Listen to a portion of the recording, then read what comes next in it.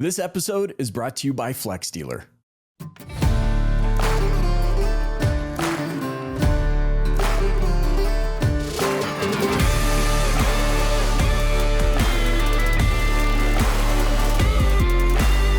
Hey, auto industry, welcome to this episode of the Dealer Playbook Podcast. Sitting down with my new pal, Colin Carrasquillo.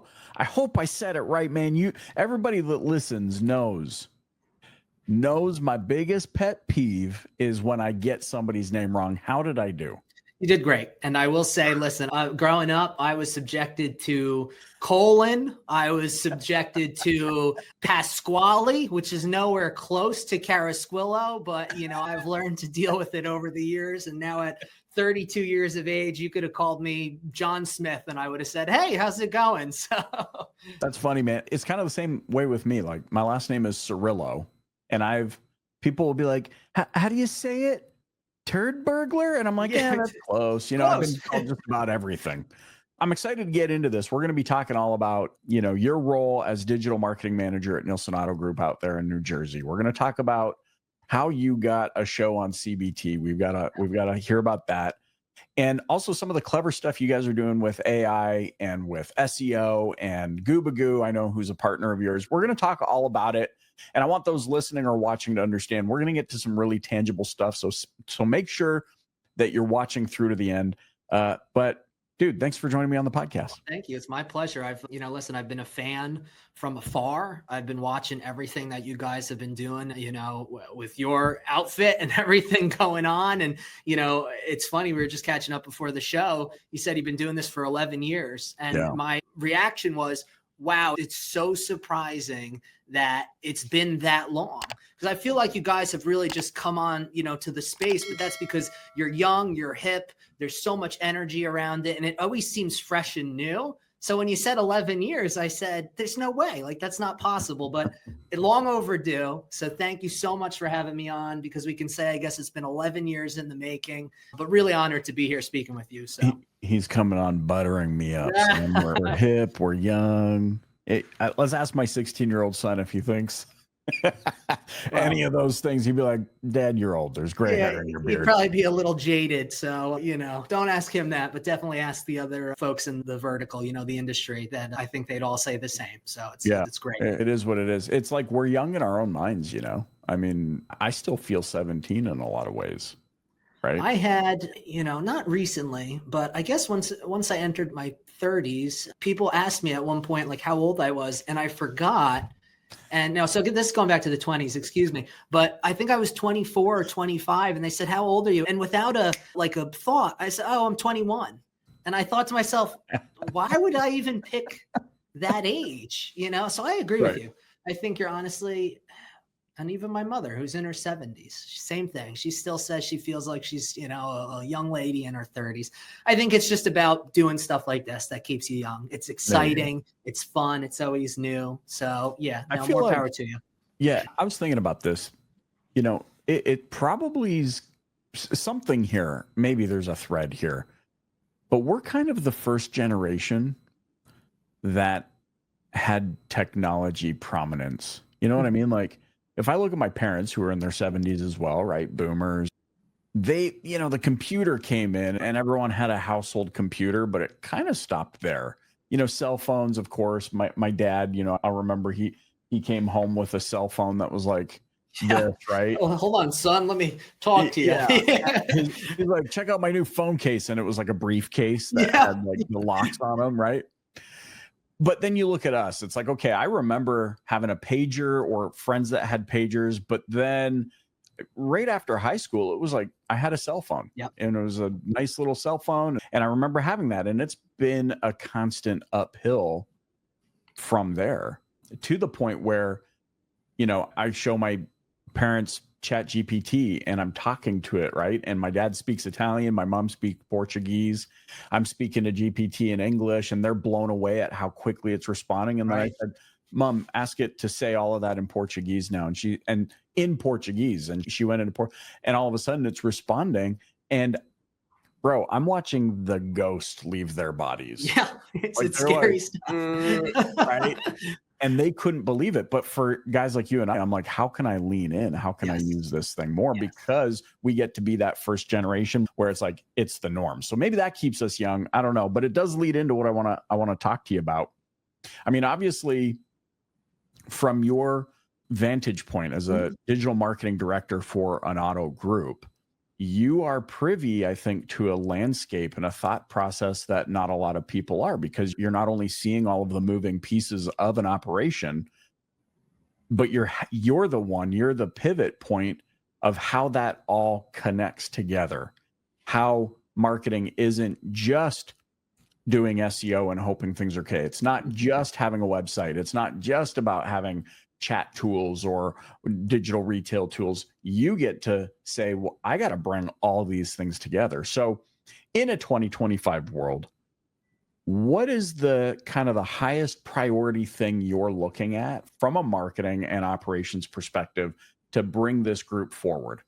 Yeah, that's a really great question. And there's so many answers, but I think I might give you one that will surprise you and maybe one that won't, but holistically, right? Because that's what it is. It's looking at it from all of these different angles or vantage points or lenses, whatever you want to call them. And ultimately for me, it's actually looking at profitability, right? So hold on here though, because profitability of the automotive group, right? Made up, in this case, the Nielsen Automotive Group, 14 rooftops, 12 represented brands.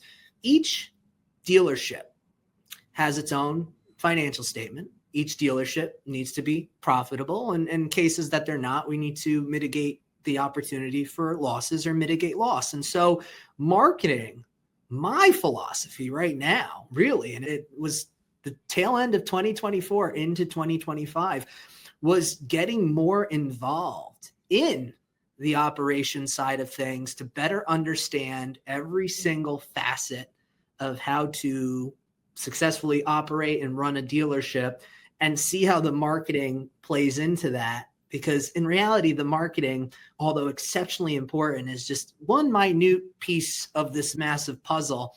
And the thing is, it's also, even though let's call it minute, and I take a lot of pride in my marketing, it's one of the things that if it's not dialed correctly, right, or you're missing that piece of this massive puzzle I'm talking about, you'll never complete the puzzle, right? So I'm looking at it. Oh, thank you. I'm looking at it from profitability. So I want my dealership to be more profitable than we were last year, than we were in the previous year. And now you have some blip years in there. I mean, my God, there were years where I think, our owners were making more money than God, and God bless them, but the fact of the matter is, how do we continue to position ourselves, maneuver ourselves to be in that spot, right? Because if we're profitable, it usually means things are going well. And it usually means things are going well from a sales perspective, the fixed ops perspective, from the marketing perspective, the opportunities that are being generated. So that's it. To come full circle, it's really, I've started looking at things from that top down, holistic. It's about profitability. What does that look like, right? And then how that factors in to everything that we do from a marketing perspective, from a follow-up perspective, investments that we make, so on and so forth. So I hope that answers your question. It's a unique perspective, I would think, but I'm not alone. I know that there are tons of genius people out there that do way more than I do, that think in crazy ways. So no, and this is brilliant. There's some things I want to unpack here as I'm writing notes. I think how smart is that? Yes, to the individual rooftop, but as a whole, you have a stewardship to the whole group, right? Which I think is so important. But, tying into the operation, there's things that I think are so critical that we don't think of, right? So if we look at the landscape of, let's say, vendors or partners today, you have a marketing agency that goes, we're going to lasso the sun, moon, and stars for you. And you're like, that sounds fantastic.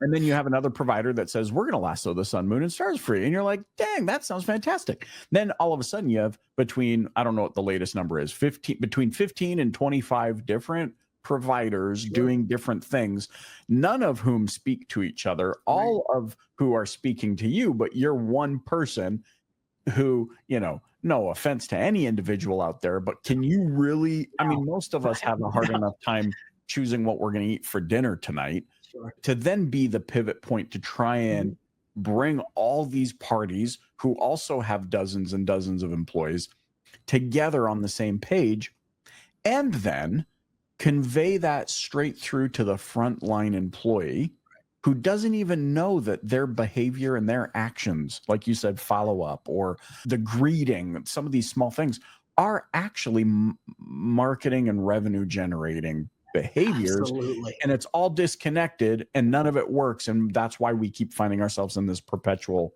downward spiral. Beautifully said. That's my controversial opinion of the day. I'm allowed at least one every day, and I don't think it's controversial at all. And let me follow up with this. So, you identified something that I do believe is a really relevant, prevalent challenge for dealers, right? And that's the number of vendor partners that they have. So here's something fun that we've done at Nielsen. And a lot of the stuff that I try is not proprietary. I have, my platform, and I love to speak on these platforms, one, to interact with folks like yourselves who, I'm smiling from ear to ear when I was listening to you kind of break it down, because that's the truth. I mean, there's no controversy there. That is the truth. But here's something that we've done at Nielsen, because we're talking about making this actionable, this whole episode, right? We've actually challenged our vendor partners where I've set up repeating calls or recurring calls where I have vendor partners who are in charge of specific things all have to sit on the call. And essentially we all have a conversation about what our goal is at Nielsen and how they're going to work with this other vendor partner and get that done. And we've even taken it further where we have vendor partners working off like the same Google tag, container and Google tag manager. So if it's a vendor partner helping us with our SEO efforts, they can directly communicate with a vendor partner who's helping us with our SEM efforts. And they can communicate with someone who may be handling remarketing or retargeting. So it becomes this whole ecosystem where you have to play nice in the sandbox. We've given vendors ultimatums and we no longer work with them. We said, honestly, if you're not going to be willing to do it this way, meaning everyone works together to get the best result, not just for Nielsen, but think about that. If you're working with people who can strengthen what you're doing, it's only going to make your numbers look better, right? As far as the metrics. So we've had conversations with vendor partners where we've said, this is what we're going to do. Unfortunately, if you're not willing to do that with us, it's not that we have any disdain or bad feelings. It's just our partnership has changed, right? And we have grown. We are traveling towards a different direction as far as Nielsen and the trajectory there that I've set out for 2025 and beyond. And unfortunately, you're not riding that rocket ship with us. And that's okay. Maybe we'll pick you back up when we pass Mars. But eventually, that's how we've approached this. So I think that should be a helpful thing for dealers to realize that they're not necessarily like, I have to use so-and-so, like I'm bound, to them. I think that can constantly change over time for sure. There's a couple of things I want to bolt onto this because I love this. Now, you're in Jersey, I'm in Texas, grew up in Canada, but here we are speaking the same language, which is accountability. If accountability freaks you out, you need to go somewhere else. Yeah. Right. And I would challenge it too. Obviously, like a lot of people know, I own an agency. Right. And one of the first things that I find, here's me divulging all the secrets, is that everything we do is month to month. There is no long-term contract. Why would I say out of one side of my mouth that I want to be your partner for a long time, and then out of the other side of my mouth try and handcuff you as my first to demonstrate my sincerest desire to be thy partner. Put these handcuffs on. That's the first thing. Second thing, I love how you're grouping everybody together. It in a way, you are, well, not in a way, you are the catalyst now for why other companies should be working together. And the last thing I want to bolt onto this, the reason it is so brilliant is because the only thing then that gets in the way, because there's going to be now there's partners now leaning into this episode. The only thing getting in your way is your ego. Right. Yep. Like if you can't make it, it's because you've got somebody on your team who's an egomaniac. who feels threatened by the other people that are a part of your cohort now that you've created, right? And that's the secret. And that's why this will always work. This will always work because the people that don't have ego, who are willing to work, like you said, play nice in the sandbox together, will continue to play nice in the sandbox together. That is the only secret. It's not because they had some backdoor this and that at NADA and they're drinking buddies. And no, it's because they don't have ego. And they're coming to the table for Nielsen saying, we want you to grow because we know if you grow, we grow with you. Well, what a good show of faith. I mean, just regardless, unless you have something to hide, Right. you know, maybe your product's not as great as you talk it up to be or make it out to be, or, you know, maybe there are some proprietary things that you're not willing to show or divulge, but we're not asking, right? Meaning the dealer or Nielsen. I'm not asking everyone to go and show their hand, you know, put their cards out there. All I'm saying is, hey, join me at the poker table and let's all play a productive game. You know, in some hands, this dealer, or excuse me, this vendor partner wins. In some, they don't. You know, in some hands, we fold. But the fact of the matter is we're all at the table and we're all having a productive meeting and conversation, which when all is said and done, we leave the game. It's mutual. It's amicable. There's no hard feelings.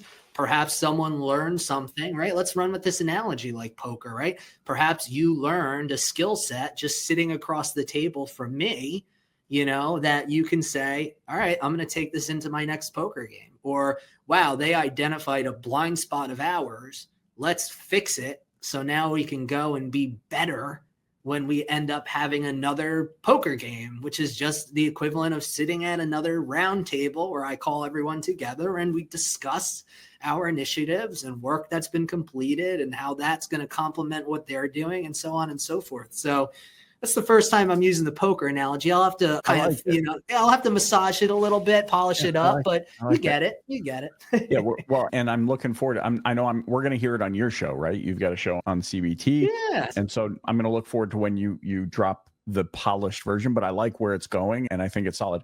Let me ask you this. Yeah.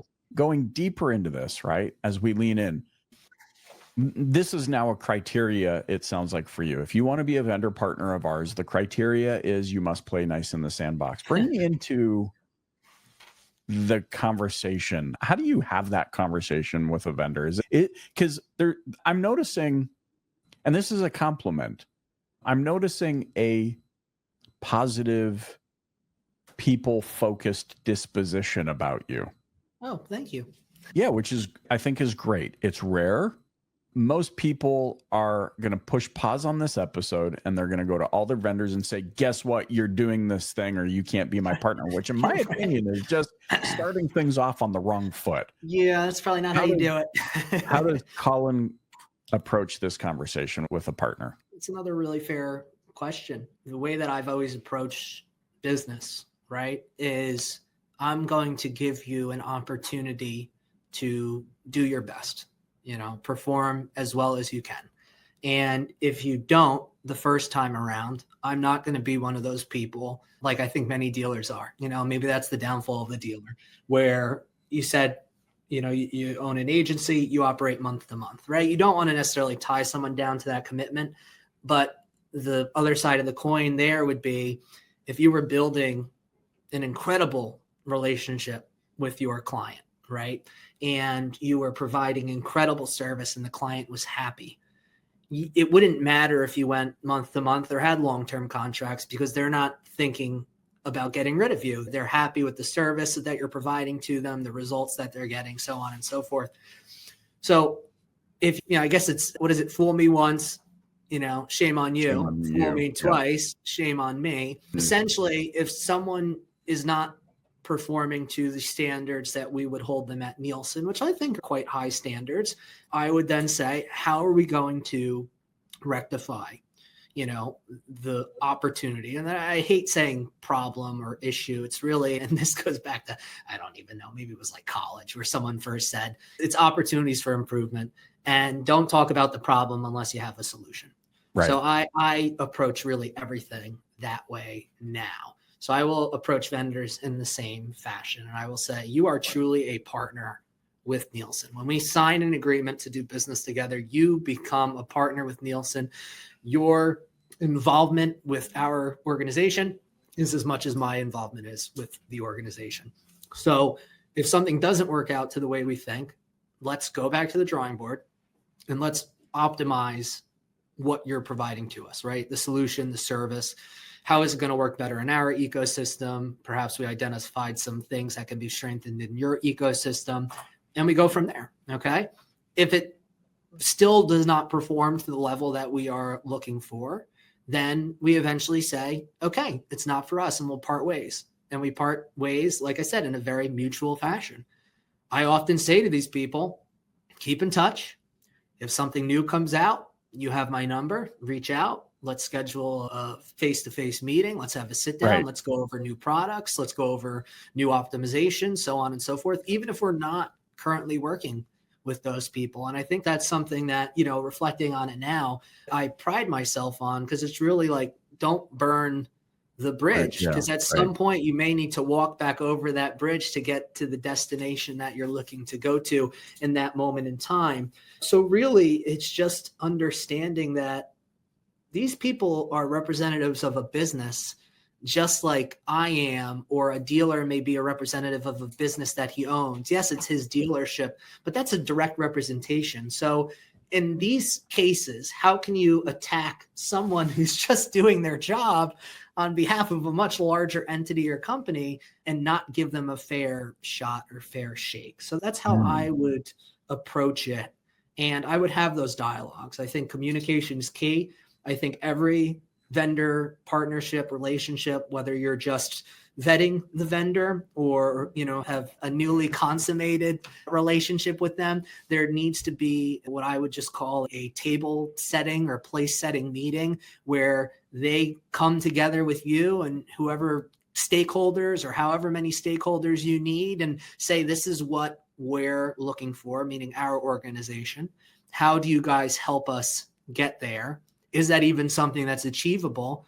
And you know what? 9 times out of 10, if you ask that type of question, you will get the right answer, meaning they're going to be truthful with you because you've already shown them the respect of inviting them into your house or your office or home or whatever. Let's call it like that. You've invited them into your home and you're having the dialogue with them, which I think is super, super important. If you communicate, you set expectations, and then you go from there. Hey, does your marketing agency suck? Listen, before we hop back into this episode, I know you know me as the host of the Dealer Playbook, but did you also know that I'm the CEO of Flex Dealer, an agency that's helping dealers capture better quality leads from local SEO and hyper-targeted ads that convert? So if you want to sell more cars and finally have a partner that's in it with you that doesn't suck, visit flexdealer.com. Let's hop back into this episode. You're blowing my mind right now. There's so many things.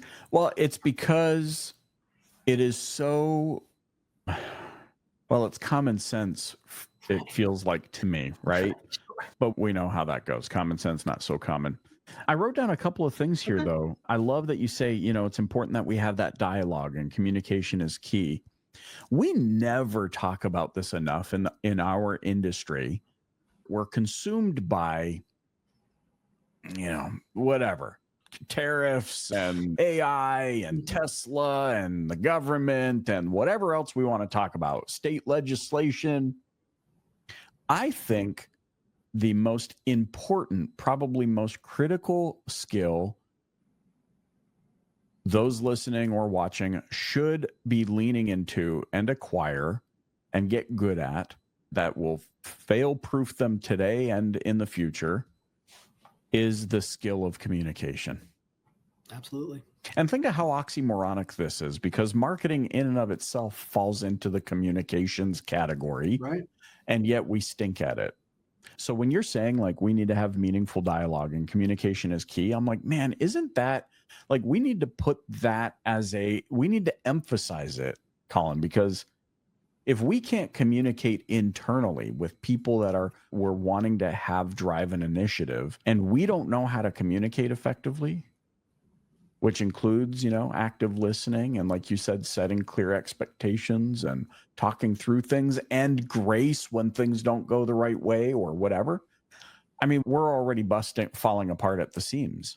Yeah. And so I feel like that's what's on my mind as you're talking through this. I'm like, dang, communication training, human interaction training. Is that even a thing? I don't know if that's even a thing, but it needs to be a thing, because don't you find often two parties come together and they already start out hot because they're already Guards up. both in a defensive posture, right? You as the marketing director, and I'm not saying you, I'm speaking rhetorically. No, in general, I get it. Yeah.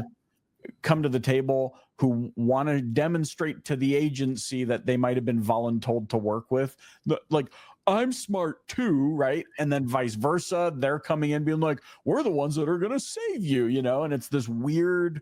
But if we just learned how to interact with people and come to the table, like you said, as partners, I think, boy, oh boy, might we experience a different marketing ecosystem in our industry. Absolutely. And you had touched upon just that being internal, right? Now, I think one of the fascinating things that you were just starting to allude to, and correct me if I'm wrong, but it's then taking that, right? So that internal communication with your vendor partners, even your staff. It could be a salesperson, it could be a service advisor, it could be, whoever, a parts advisor. But then let's also think about it through the lens of the consumer. You said, hey, we're not even good at internal communication. How do you expect us to be rock stars then at external communication or marketing? Right. We can't even communicate internally, and so I think that's something that I also wanted to just address there, because really it all starts with the in-house culture.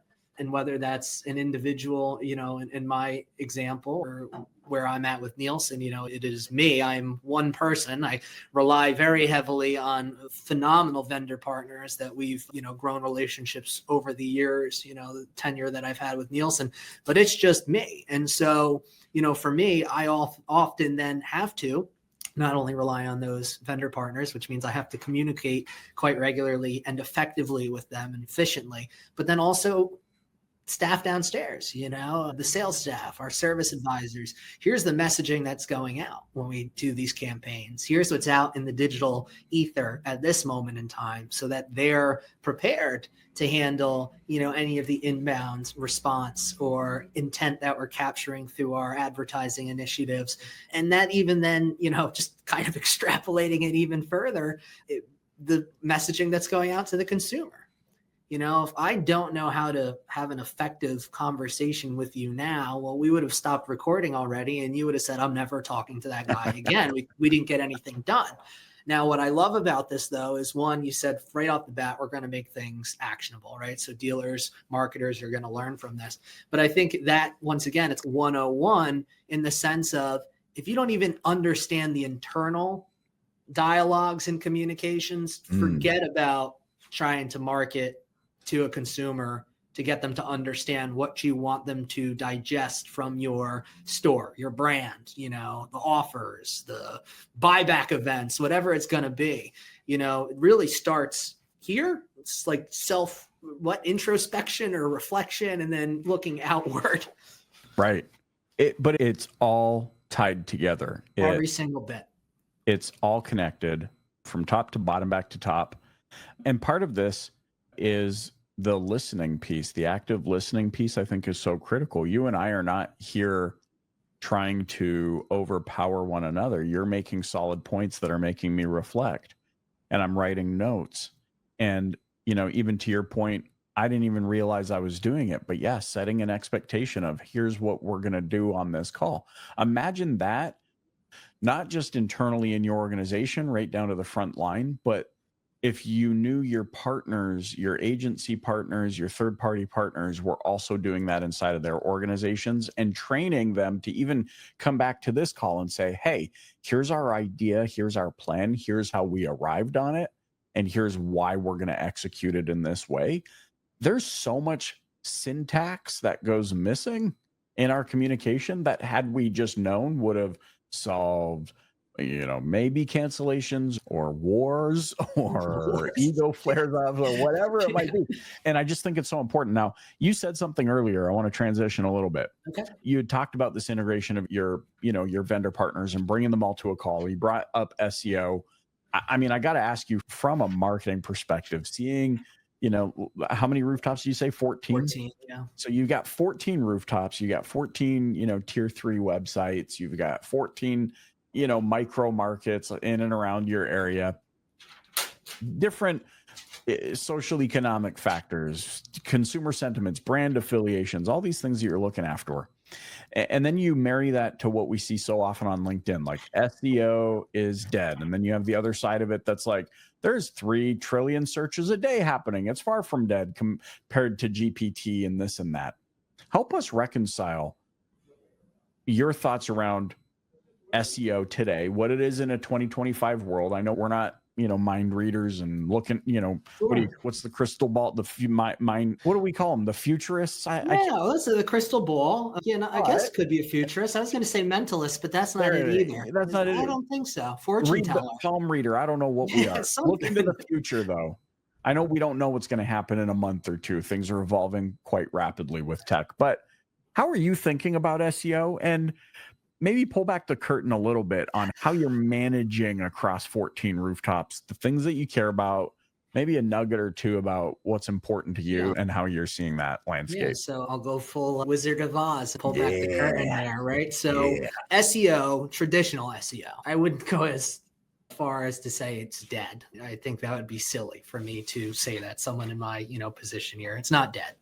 It's evolving. Okay. And the way that it's evolving is going to be a challenge to dealers, because it's going to mean for dealers that the emphasis, in my opinion, my humble opinion, right? So this could be controversy, is that it's not going to be on those low funnel, really high intent searches anymore. Now, that could start wars with various vendor partners. I just had a conversation with one of them yesterday about our strategy for SEO. And it was met with a little bit of pushback, because these people, in this case, wanted to rank for best lease offers, XYZ, and insert a brand. There was no geographic parameters to it. There was nothing that I believe, aside from going after a very competitive term, which would be a term that I may spend money on, meaning search engine marketing side of things on. Yep. They demonstrated that this one dealer in our market was populating in, wherever this person was, Vermont or Minnesota or someplace across the country. And you say, okay, well, that's good, but is it really good? Because you're populating in position 1 above all of these other very competitive entities, mass entities where people go for news or vehicle shopping, things like that. And the dealer's not selling car. I mean, I personally know this dealer group. They're not selling cars out to that market where you're saying, oh, this is great SEO. So in as few as words, I would say it's not going to be about that lowest funnel, high intent conversion anymore. Okay. What it's going to be about is becoming more mid funnel, right? It can even be high to mid funnel. And what dealers need to understand is where searches, as far as these high to mid funnel searches, will populate on Google, on Bing, in ChatGPT, which now we've understood people are actually going to for search. Yep. Google introduced, and whether it's known to the dealer community or not, and I think a lot do know because it's kind of a real big talking point, whether it's amongst the dealers or just vendor partners telling dealers, but their AI search, right? AI search overviews, which is powered by their Gemini artificial intelligent, being entity, whatever we want to call it. But that's populating in what's called position 0. So this is above any of your paid, your standard organic results, and even your Google business listing, which was a really strong SEO, had really strong SEO value, still does. But this position 0 result, which are these AI overviews, is basically giving Gemini, the AI, right? The ability to go scour the internet and find trustworthy sources of information that then it can digest quicker than any human could and spit those results back out at the top of Google, right? And now within that, there are live links. It will have all the information there. But these aren't searches like, what's the best lease deal, near me? No, these are searches, and I alluded to it at the beginning of the call, but these are searches like, what's the best SUV for my family of 5? Right. What's the best SUV for off-roading? What is the best pickup truck for work in a field? The fact of the matter is, we're so hell-bent at any given moment in time. And I think this is our downfall, will be our downfall. Dealers are so hell-bent at any given point in time to capture the smallest amount of people, meaning those that are actually in market, right? Mm-hmm. That is the smallest amount of people. I think, and once again, I don't know the exact numbers. I know years ago, right? And I'll reference the years ago, but was 700 billion people on the planet, I believe. I can fact check it. I'll probably ask AI. 700 billion people, whatever it is, okay? At any given point in time, I think it was 2 to 3% of the entire population is in the market for a vehicle.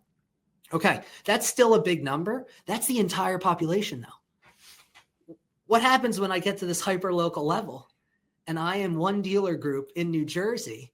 It becomes probably less than 0.1% of people that we are spending hundreds of thousands of dollars, if not millions of dollars a year, trying to get in front of that same consumer. And these are all dealers competing for the same person.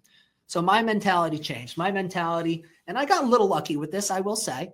When AI first started launching, I understood what it was trying to do. And this actually goes back to something that Sundar Pichai had said numerous years ago, but it was Google's basically supposed to take all of the world's information and present it to a consumer in the most digestible format. It was basically to provide answers to questions.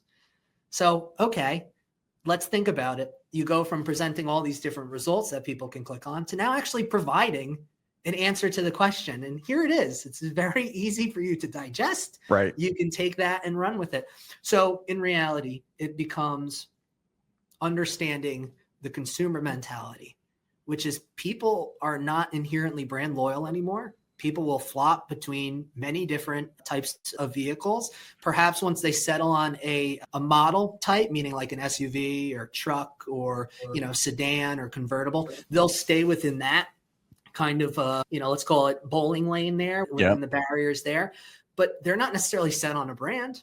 So if you can, through valid information, I'm not talking about creating a narrative either, because you're going to be penalized if you try to do that. If you try to just create a fictitious narrative saying, okay, I have this vehicle and this vehicle is the best for a family, it won't benefit you. You're going to get penalized because there's no truth or facts to that. So it's actually about gathering information that's out there, public domain, and putting it together in personalized ways that, I guess a large language model would be one way to look at it, but in a personalized way that you're answering the query of the individual in the market that you are specifically selling in. It's hyper localized. Correct. That's where a lot of people are missing it, because they're going after it in this still very high funnel. Well, for those that are doing it, I really actually don't know anyone who's doing it to this level at Nielsen, as far as just the connectivity between the dealerships and journeys as well. So like, for example, just to kind of extrapolate on it more, when we talk about, let's say that example or query of best SUV for families in New Jersey, what we do from our group site, our marketplace site, is we have an entity called Nielsen Editorial. Essentially, it's a entity that we've created that acts as a referral site, right? And it becomes the source of information in the New Jersey market. It's now become so powerful that when people ask those questions, Nielsen is what populates all of the AI overviews, and it's links to each one of our dealerships. And this is also in the quest of me becoming what I call a digital land baron, which is if I can populate position 0, I have paid ads, and then I also have all of the organic rankings. The next time my competitors show up, it's probably on page 2 of Google. And if you're on page 2 of Google, it's probably not even worth doing anything, you know? Right. So it's about connectivity as well, because it starts at the group site and then it trickles down to the child sites. So on each child site, then we might have a snippet of information as to why, and let's just use one of our brands that we have, Hyundai Tucson is a, great SUV for families in New Jersey. But what we'll do on that is then I also may link it to my Nissan site, which talks about the fact that a Rogue is a good family vehicle. And then what we do is we take it even further. Then we do comparisons, the Tucson versus the Rogue. And this is all content that lives in the Nielsen ecosystem. And so, for us, it's more so instead of putting a dam downstream, going for that very low funnel, high intent shopper, move the dam a little further upstream. And from there, if you dam the, let's just call it this river of search. I don't know what we want to call it. It's basically, if you look at it from a funnel perspective, right, which is the sales funnel, but that a little higher up the funnel, I can start diverting the waterways to our Nielsen sites. When all is said and done, I got you then. That's it. You won't think about another dealership. What you'll start making synonymous in your mind is Nielsen Automotive Group, and I need to go buy a car. That's what that becomes. Dude. So I said a lot of words. No, hopefully they're impactful. No. but here's what ties it all together for me, why it makes perfect sense. And I think this is a great, nail to end on here is one of the reasons I think for that is when I'm left to my own devices, referencing my earlier little, poking fun at ourselves that we can't even choose what to eat for dinner. So we typically choose the lowest common denominator, right? This is why craft dinner still exists all these years later. Path of least resistance. Yep. But here's my point. That is what happens when I am left to my own lazy reasoning outputs. I end up on Google and I go, tell me what I want. Right. Yeah. Best lease deal. Cause that's all I can come up with AI in the mix, Gemini, search generative results, GPT, Perplexity, blah, blah, blah, all the different AIs. They are now handling the reasoning portion of all of that. Right.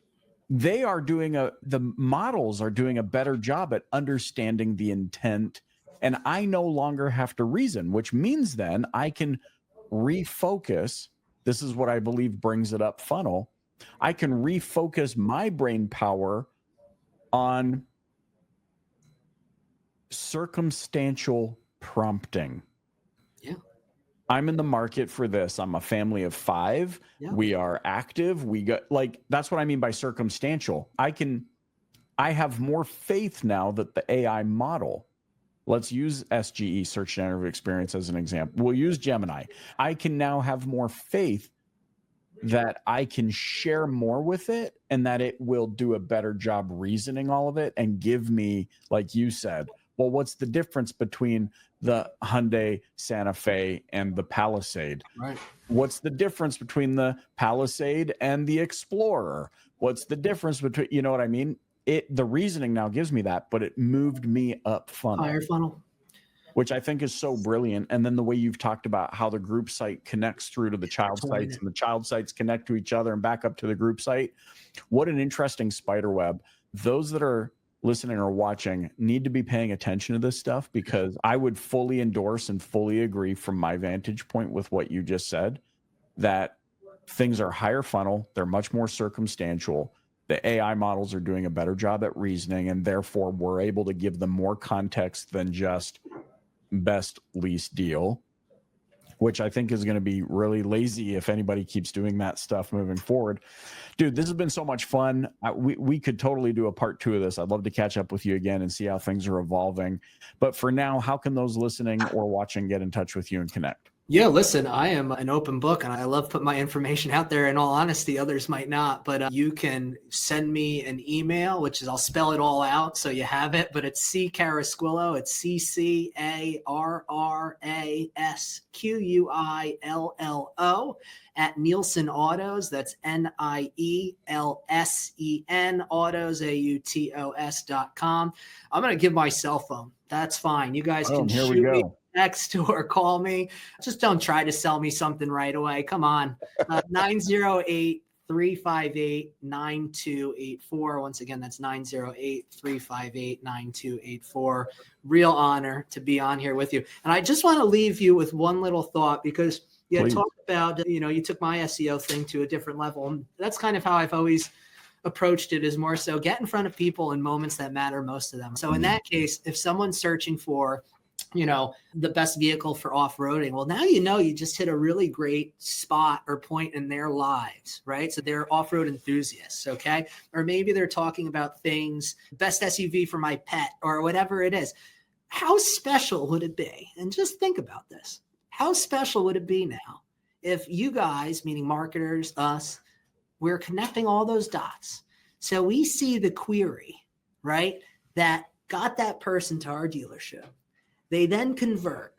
And now when we're able to reach out to them, meaning our people, that we can reference the stuff that really matters to them. So you end up submitting information, we track it back, we have a dialogue, and what we can do, just communication 101. Michael, thanks for your interest on this vehicle. Is there any particular reason why you chose this car? Are you an off-road enthusiast, or do you like the outdoors? Do you have pets?